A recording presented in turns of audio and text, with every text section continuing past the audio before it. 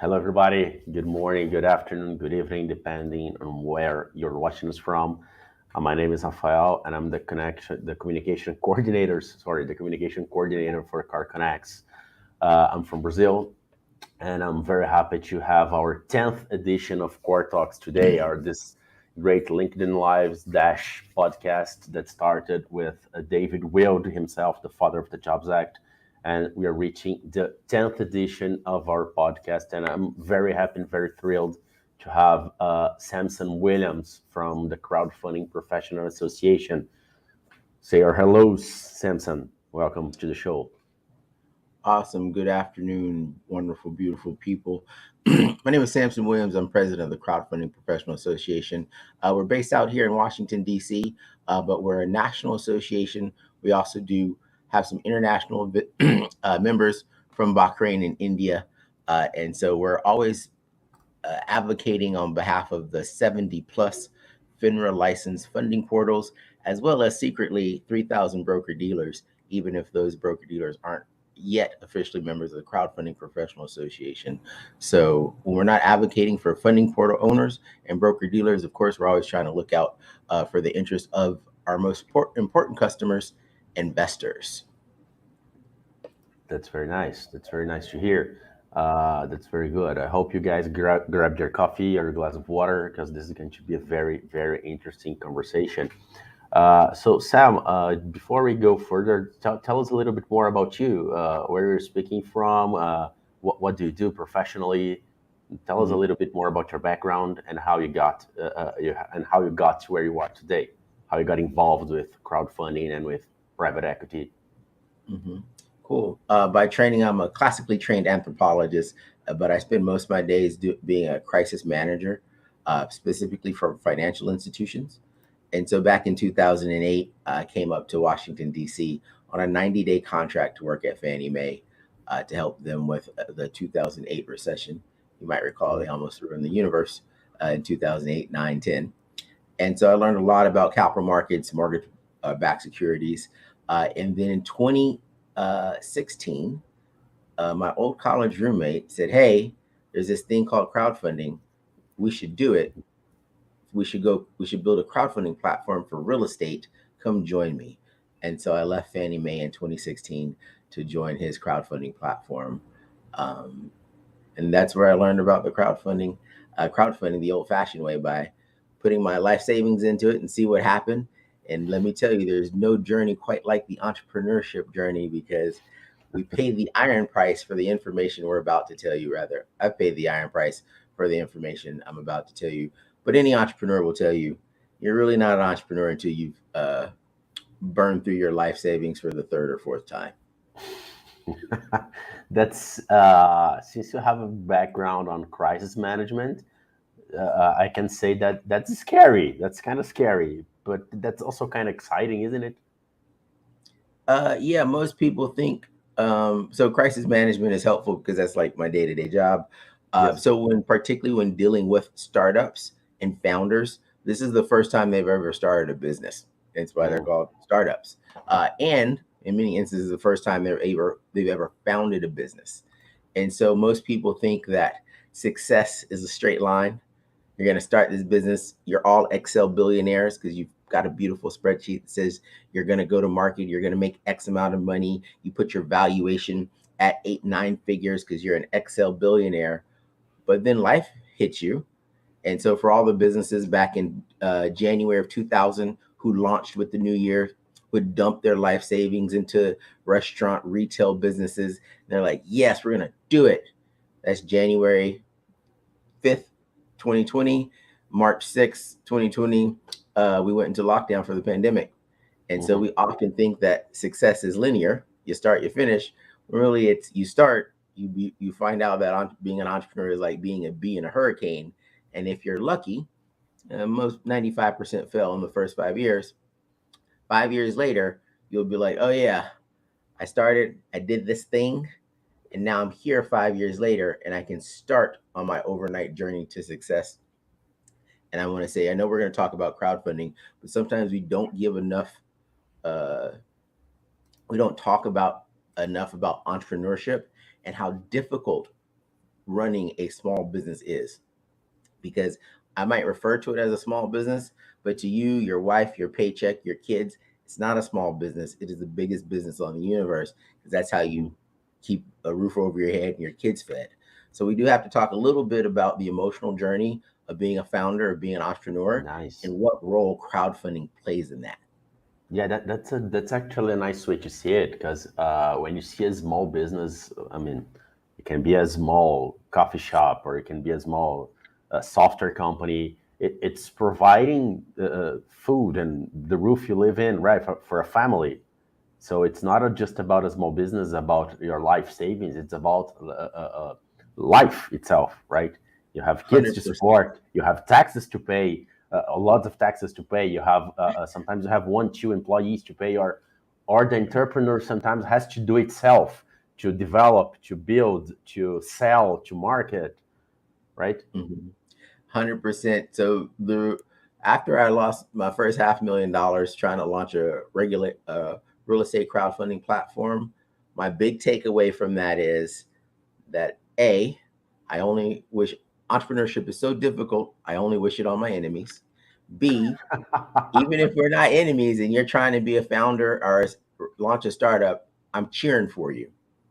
But C, at least in my case, I find it a lot easier to be an investor, write a check, sit back, and let the founder deal with the stress of becoming successful. And why I'm still so heavily, one, I'm invested into a couple of crowdfunding platforms, but I also want to share that, again, your overnight journey is going to take you about 10 years, and it's not linear. It looks like this Hmm. before you can be successful. And why crowdfunding is so important is many times people think, oh, I'm going to go I have this really good idea. I'm going to get funding immediately. Where do you think that's coming from? We should define crowdfunding. So, crowdfunding, if you're unfamiliar with the concept, if you use the internet to ask strangers for money, that's crowdfunding. If you're selling a pen, it's not crowdfunding because you're selling a product. Hmm. But if you're looking for investments or if you're asking for donations, using the internet to talk to strangers to ask for money, you could be getting donations. Kickstarter, Kickstarter or GoFundMe, those are donation. Particularly GoFundMe, a great donation platform. Kickstarter is excellent for rewards-based crowdfunding. When I say crowdfunding, I'm specifically calling out investment crowdfunding, whether you're doing debt or whether you're doing equity, because this is what most small businesses are focused on. They're focused on investment crowdfunding. And even though you might start off on a Kickstarter type platform doing a rewards based crowdfunding, at some point, to get the equity investment, to get that capital growth you really need, you're going to go to investment crowdfunding. And that's where we're talking about equity crowdfunding, debt Hmm. crowdfunding, sometimes royalties. Those are all lumped in with investment crowdfunding. Yeah, that's nice, and that's a journey, right? That's quite a journey.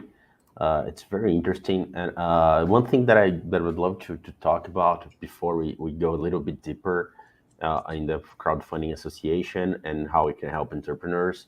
I can't help to I have to remark that it's amazing that you are a black man, right? Talking about private equity, and we know that it's a market that is made by white men, right? Mostly of them are white men. And how do you feel about being a black man talking about crowdfunding and about private equity and about and being the president of a crowdfunding association? How does it feel to you? Because you're kind of a role model, right? An inspirational. You have an inspirational role as well, right? Uh, I'm a horrible role model. Number one, I eat way too many gummy bears, have poor dieting habits. But I understand and appreciate how important it is to see someone who sort of looks like you in a role, because it gives you that aspirational moment that, oh, I could be that too. Hmm. And so, what I like to talk to whenever I talk to Black folks, people of color, a lot of Latin folks from Latin America, Hispanohablantes, is that customers have more money than VCs. So I'm going to repeat this because it's super important to understand. Hmm. Customers have more money than sharks. customers have more money than angels. And so historically, the VCs, the venture capitalists, the sharks, the so-called angels, they're like, oh, I have this great pen business. I've invented a better mouse. You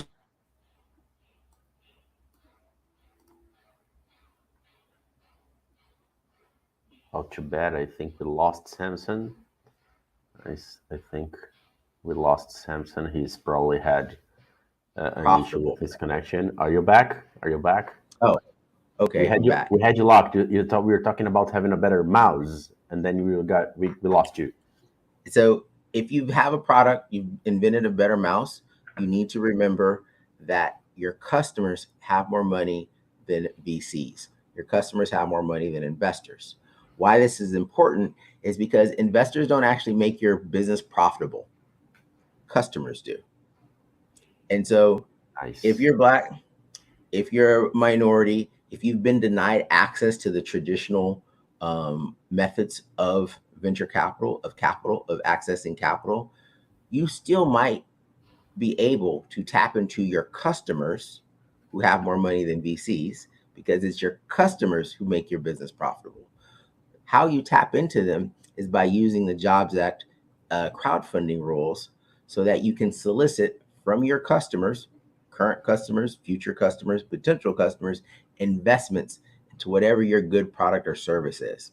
This is revolutionary. So before 2016, retail investors weren't possible. So you could have a mom and pop shop, you could have a taco shop, an ice cream shop, you could be building mice, you could be making watches, you could have some kind of software. Before 2016, you legally couldn't ask the 10,000 people who followed you on Instagram or Twitter who were already your customers if they loved your good product or service so much that instead of just buying it, they wanted to invest in your company. This is why investment crowdfunding is so important because it goes back to the simple fact that customers make your business profitable, not VCs, definitely not sharks. Because if I'm a shark, I am more than happy to make an investment in your business because now you work for me. Because now when you make money, I'm going to skim off hopefully 30 to 40% of that right off the top. Customers don't do that. Customers say, Samson, I love your widget, your gadget, your gadget. I love it so much. In addition to paying $29.99 for this thing, I'd also like to invest. That changes the dynamics of capital formation in a big way. Yes, this was something that I had in my schedule here to ask you further on. But since you touched it, since you've gone there, let's go there. Because Reg CF can really help companies raise money from brand advocates, right? Mhm. You can have your brand advocates help invest in your company, and the entrepreneur maintains property. They don't have to go public. And you do you believe that this is still unexplored by companies? Companies are still learning to do that.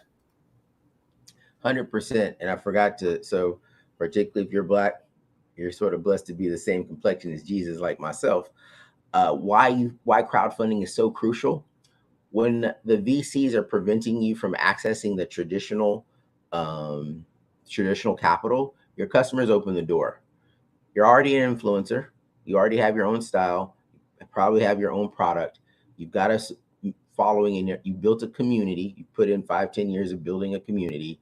Now you're going to convert that community capital, that social capital, into financial capital. In that moment, you're able to self actualize the growth of your company. You can do this through investment crowdfunding. It's like running a marathon. It is not easy. It is hard. But here's the thing Raphael, I'm gonna lean in so everyone can hear me clearly. Raising money is hard.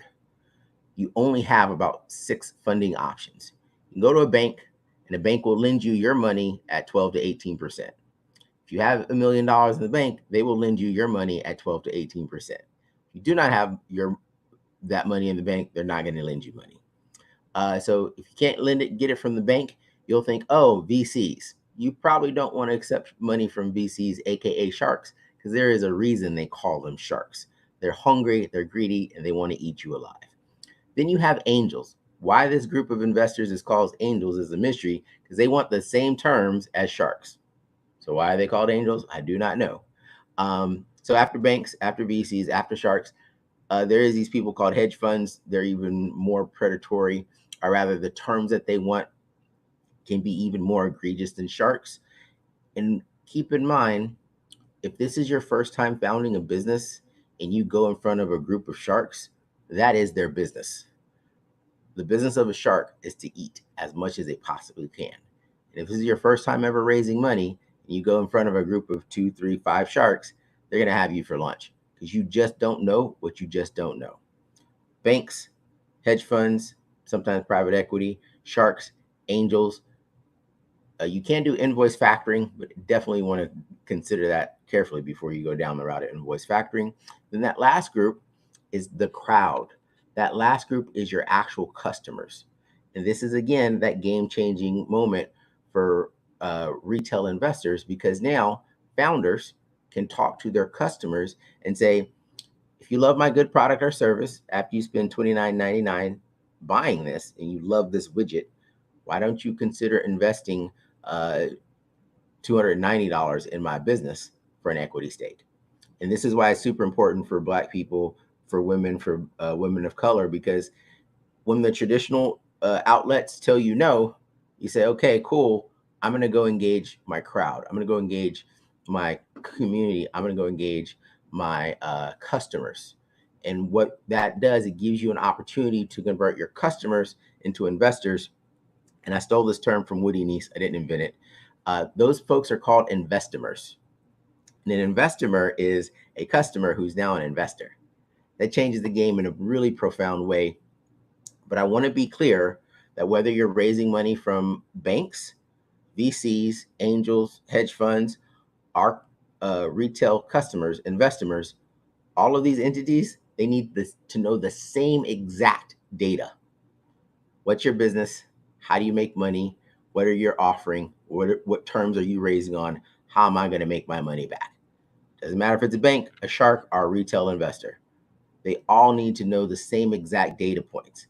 And so when I say that raising money is hard, we want to be clear. It's hard because you still have to be investable. You still have to be worthy of investing. Because whether you're trying to get it from a bank, a shark, a hedge fund, or an investor, they all make their investment decision based on the same data point. You'll often hear where people say, just go find an angel investor, do a Reg D deal. You only need one investor. That is true. Do you know that accredited, sophisticated investor? Probably not. In which case, you're going to spend all this time, energy, and money, typically 18 months, before you realize you were looking for accredited investors. Those are folks who make more than $200,000 a year to invest in your business. And you found one, but they only wanted to write you a $20,000 check, maybe a $100,000 check, but you need $500,000 to launch your business. If you're going to spend time talking about your business, what it is, what your products are, how you make money, and how you make your investor money, don't just do it to sharks, because only about 4% of the U.S. population is accredited investors. I'm not sure on the percentage of accredited investors down there in Brazil, but I'll look that up and get back to you, because you're going to pitch everyone who's in the crowd, whether they are a shark, a whale, an angel, or retail investors. You're going to pitch them all the same exact information. And if you're only going after sharks, that means that 96% of the people that you pitch to can't invest in your deal. This is where, with crowdfunding, through the Jobs Act, you're able to pitch to the crowd. And if your crowd consists of a few sharks, a few angels, a few retail investors, that's awesome, because they can all invest in your deal on whatever terms you dictate. That's the last part before this long rant is going to conclude, is that when you create your own deal, you dictate the terms. If you ever ask a shark for investment, sort of like asking a shark, what do they want for lunch? You're on the menu. So one of the benefits of Reg CF, and under Reg CF, you can raise up to a founder, our startup can raise up to $5 million. You get to dictate the terms of those $5 million. If you only need to raise $500,000, you're saying, hey, I'm raising $500,000 for 10% of my company. You're dictating the terms, because when a shark shows up, they're like, great, we'll give you $500,000 for 100% of your company. That might not be your exit strategy. It just And so became this an is one of employee, right? you're just an employee. Just And an so this employee. is one of the other benefits, particularly for Black people and people of color, when they're trying to raise money. You're going to spend money. It takes money to raise money, because Yes. again, you have to pitch the banks, the sharks, the angels, the investors. You have to pitch all of them with the same exact information. That is time consuming, cost, and it has expense, has sunk cost. So instead Mhm. of just pitching 4% of the population, pitch to everyone. And last, of course, you of course want to determine your own terms, and that's the other big deal that's enabled through Reg CF crowdfunding, as well as Reg A plus uh, crowdfunding. Yeah, and may I just add to your line of, I really like your explanation about the venture capitalist, about sharks and angels. But I learned from a friend that he was involved with venture capital in Brazil, and he said that sharks, they smell blood and angels want your soul. So Oh, it's a good one. Yes. so that's basically it's the same thing, but it's just said in a more beautiful way. So sharks go for blood and angels go for your soul. Well, in theory, it's better to give a shark a little bit of your blood, because you only got one soul. Yeah. But as the founder, as an entrepreneur, you need to, again, I'm going to repeat this. You have to present the same facts, regardless of the level of investor, so they can determine if they want to invest.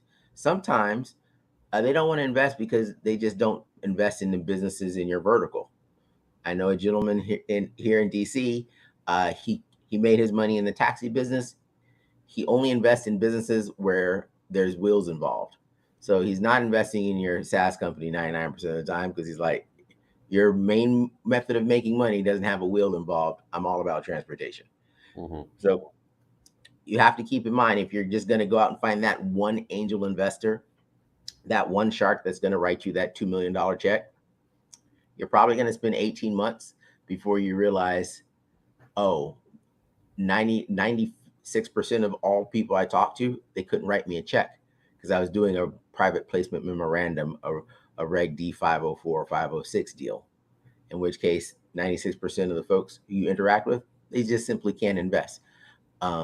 Whereas if you do a crowdfunding campaign, it's difficult. It's going to cost you money. Generally speaking, you should anticipate spending about 10% of whatever your goal up. I'm sorry, 10% up to the first million. Then it scales down a bit. Meaning, if you're looking to raise $1 million, it's going to cost you $100,000 in sunk costs to attempt to raise money. There's no guarantee. Raising money is hard. But you should keep in mind that regardless of if you're talking to sharks, VCs, angels, or retail investors, you still have to pitch to them, and that cost, there's a sunk cost to pitching. Yes, yes, that's very interesting. That's really. I'm having a master class today. Let's talk a little bit more about the Crowdfunding Professional Association. What are you guys have mostly an educational approach, right? You help educate entrepreneurs, and what are the most common educational actions that the CFPA offers to help these associated companies? If you go to the Crowdfunding Ecosystem, or if you go to cfpa.org and then you click on Ecosystem, that's probably one of the best resources out there.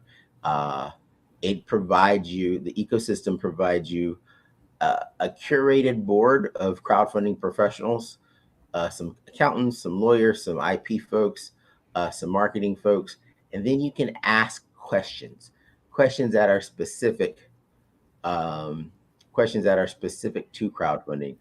I'm just reading the posts that are currently up there. Securities lawyers explain why violating crowdfunding regulations isn't like speeding. Super important. Are founders putting themselves at risk if they reveal their fundraising plans on a public forum like Twitter? It's actually a legal question. Not that they're giving you legal advice, but they'll give you color around the regulations. And so if you go to crowdfundingecosystem.com, you can read all the questions that founders have asked about crowdfunding and get back expert opinions and expert informations from members of the CFPA, the board. And I myself, I often respond to questions there because one of the benefits is that if one person has a question, 100 other people have the same exact question. And 99% of the time, we're not telling you anything new. For myself, for instance, if you've read the Jobs Act, it's about 385 pages.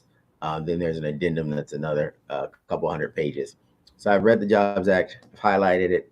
And so when people ask me questions, I often just refer them back to a specific page because I can give you my interpretation of the Jobs Act, or you can read it yourself.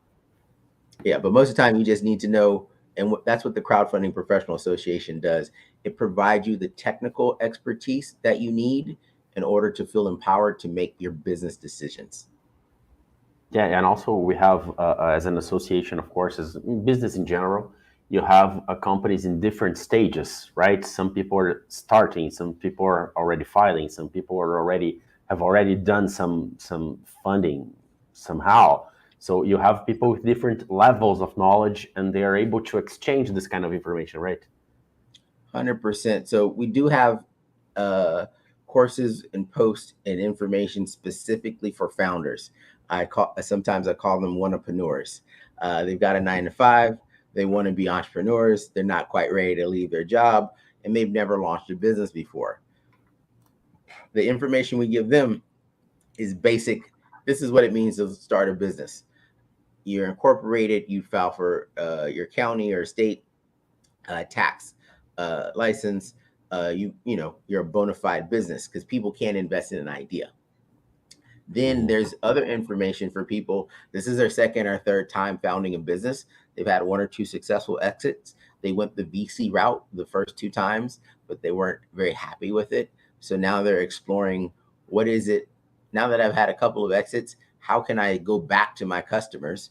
I've got 100,000 customers. How can I go back to them for my new venture, my next venture? Those founders, they ask different questions because this is not their first rodeo. They ask less questions about business formation and more technical questions about what is crowdfunding, what are blue sky laws, what are some of the other technical terms that the CFPA experts can walk you through, versus those rudimentary basic entrepreneurship one-on-one questions. And our last group of folks that we cater to at the Crowdfunding Professional Association are platform owners. So whether you're CoreConnex, whether you're David Duccini from Silicon Prairie, or Eve Picker from smallchange.co, much like in the NBA, the teams are represented. We represent the whole league, all the crowdfunding portals, because when the crowdfunding portal, that person who owns a portal, they're a small business owner. Their biggest irritation is probably the SEC or FINRA, because the government has made some nuanced ruling that causes operational pain.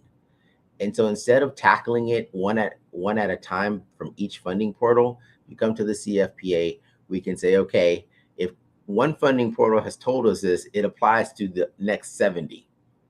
Because it's a pain point for them, it's a pain point for all 70.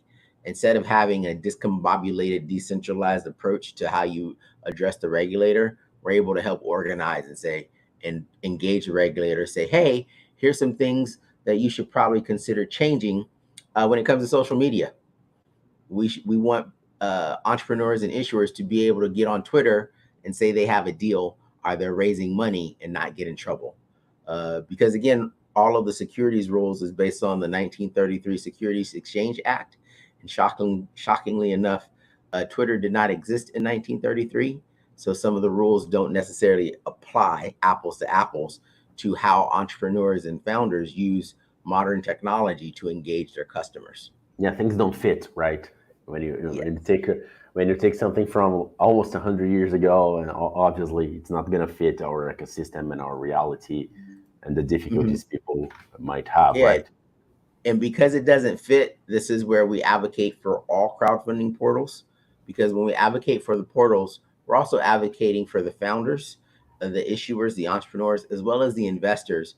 Because part of it is, if you're trying to raise money, you need to meet your customers, your investors, where they're at.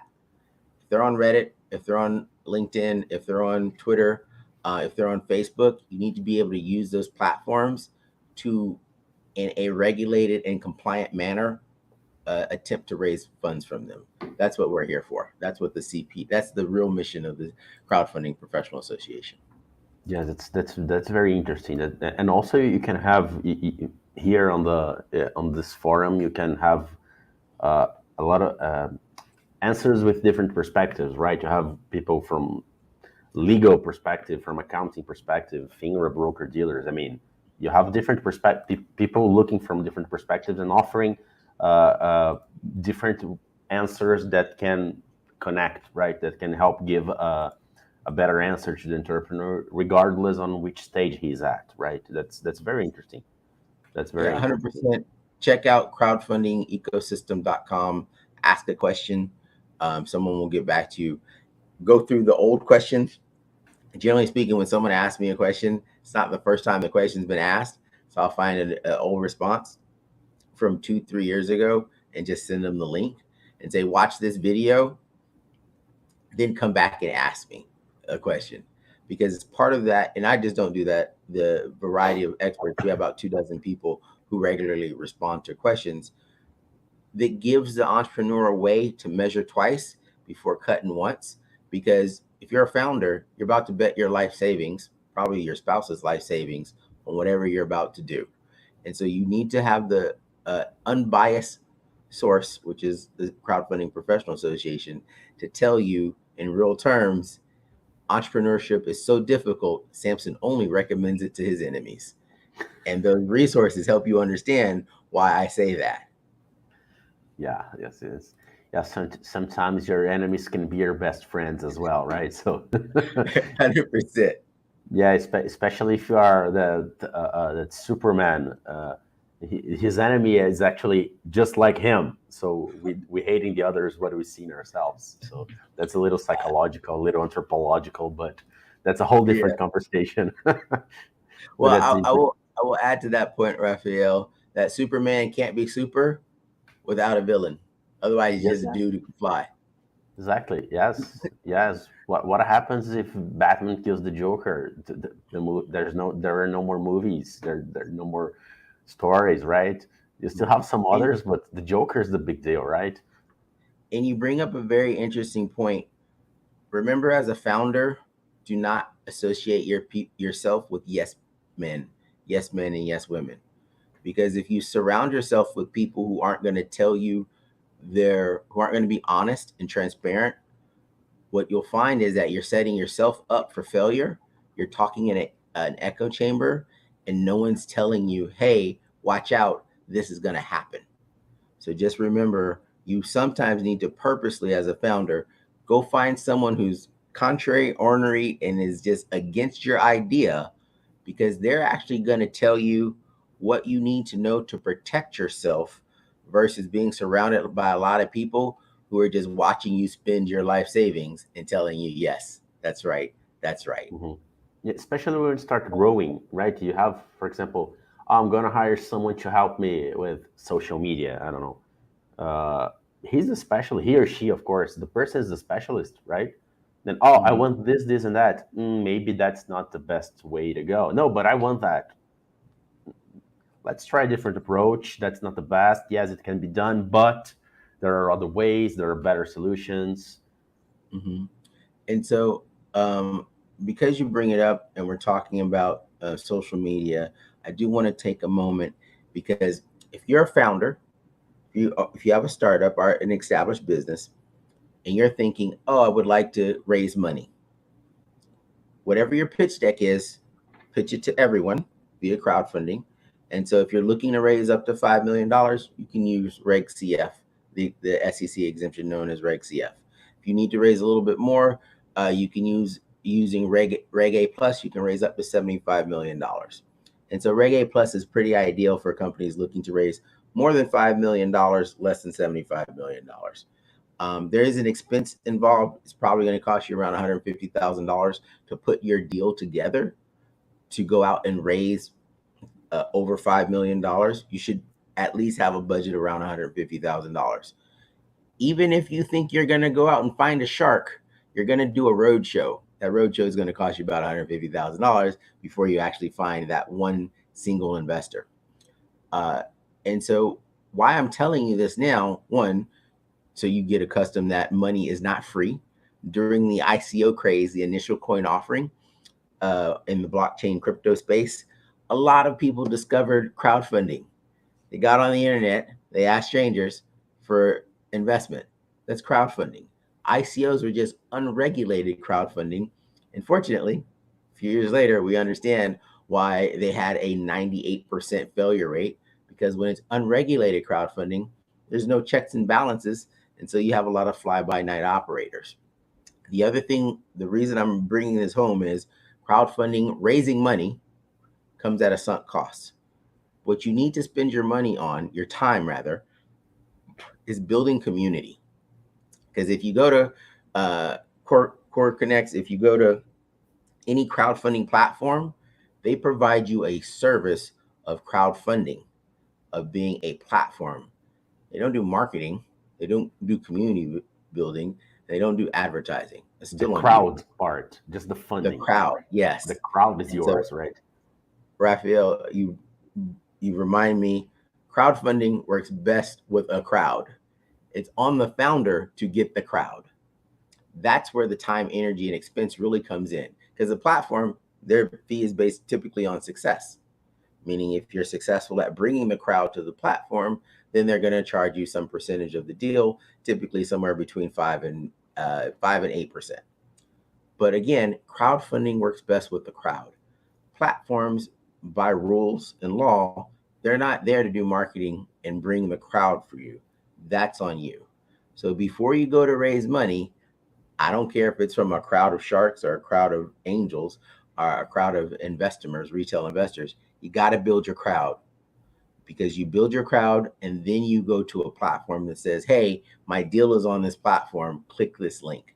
Because if you haven't built the crowd before you begin your crowdfunding journey, and you ask me, hey, Samson, how much is it going to cost me to raise $5 million? What you're really asking me is, hey, Samson, I want to skip 10 years worth of community building a reputation and a brand, and go right to the front of the line. And I'll tell you, you're probably going to spend $500,000 to find out that humans, do not invest in strangers. It shouldn't be a difficult concept, right, to understand. Stranger danger. People do not write checks to strangers.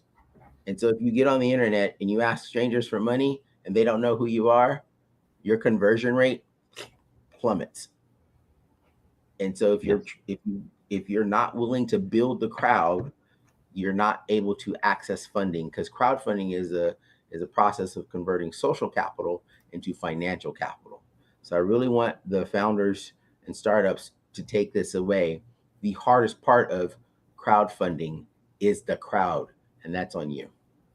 Yes, that's very powerful to understand, right? Because we're talking about ecosystems, we're talking about brand advocates, and we're talking about people. Basically, we're talking about building relationships and building confidence, and showing your product and building confidence by the quality of your product or your service, or whatever. That's very, very helpful. Hey, Yes, Raphael, please. can I say one thing? Sure. Never ever call me if you're in stealth mode. That irritates me so much, because if you're in stealth mode, it means your good product or service you don't have an MVP. It's not ready to go. If you're in stealth mode, stop telling people you're in stealth mode. Develop your good product or service so that it's at an MVP, so that if you're selling headphones, I can test them out. Don't tell me you're in stealth mode about a fancy widget I can't touch, use, or hear. So that really drives me nuts. And today, if you're in stealth mode, the sharks don't know you exist. The angels don't know you exist. Your investors don't know you exist. So if you're in stealth mode, please be so good at being in stealth mode you don't tell anyone. Yeah, because if you start telling that you're in stealth mode, you are just prototyping or showing off. You're not Yeah. owning a company or a business or anything, right? You're just showing off. Yeah, that's just before we are about to wrap it up here. I feel like we could go on for hours, but we all have schedules. Do you see any specific segment that can benefit from RegCF, or you believe that any segment is good for that, like Uh, technology, medtech? uh, the biggest real estate is crushing it, and Reg CF. Yes. It's continually on a upward bound. Um, if you have a traditional brick and mortar retail establishment, like a restaurant, a taco shop, ice cream parlor, and you've been in the community 5, 10 years, you already know the people who want to invest in your business. They follow you on Instagram, they follow you on Facebook. If you've tied in any type of marketing where you issued a coupon, say you run a coffee shop and your coffee shop has issued a coupon and you had 500 people redeem this coupon, those are amazing qualified leads. You already know who the 500 people are who redeem this coupon. You've already got if you have a loyalty program that's already established, you've already curated people who love your good product or service so much that they're Your already customers. your database is there. Your database is there. If you've got the database of customers, you've never asked them would they like to be an investor. That's what Reg CF provides you. So if you got the database of customers, offer them the opportunity to be investors in the business that they already love so much, their customers up. Because you're not selling them on how great your tea or coffee is. They're already bought in. They already bought it. Yes. So when you say which vertical is that, again, if you've put in the sweat to build the community, to build the crowd, to have that database, that's the ones where Reg CF is really ideal for. That's very nice, Samson. I think we should be wrapping up already. We're almost 40 minutes, a little bit over 40 minutes. So, any final thoughts? Anything you'd like to touch and you didn't? How can people reach you? How can people contact the Crowdfunding Association, please? The You floor is yours to wrap it up. Cool. By all means, reach out to the cfpa.org. Definitely check out crowdfundingecosystem.com for any of your specific technical, excuse me, technical needs for crowdfunding. We've got marketers, we have lawyers, we have accountants, we have crazy people like me who are going to tell you that entrepreneurship is so difficult. I only suggest it to my enemies. They're the most important people, the crazy ones. They're the most important ones. And if you want to follow me, you can just find me on LinkedIn, Samson Williams. And if you have a super technical question, you can just ask me on LinkedIn and I will just reply back. And please, if you're hesitant to raise money because you don't want to ask your friends and family for that first round, you're not ready to raise money. Because if you're ashamed or if you're hesitant of being dedicated to your business idea because you don't want to involve your friends and family, that means you're actually not dedicated to that idea, which means it's probably still an idea versus something you've completely flushed out. Because part of raising money, it does require for you, the founder, to risk your social capital and your reputation in pursuing your dreams. But they're your dreams, they're not your investors. And so if you want to pursue your dreams, you've got to risk it all, life savings, 401k, plus your reputation. I'm going to end on that point. That's great, Samson. Thank you very much for your participation. It was wonderful having you over for our 10th edition of Core Talks. And I would like to invite everyone to follow Core Connects and Crowdfunding Professional Association on LinkedIn. You can find the Core Talks on Spotify, on iTunes, on Amazon Music. You can find our podcast in your favorite podcast player. And we'll be here in the next week or so. Please don't forget to stay connected to our LinkedIn page. Thank you once again, Samson, and I'll see you soon. Bye-bye.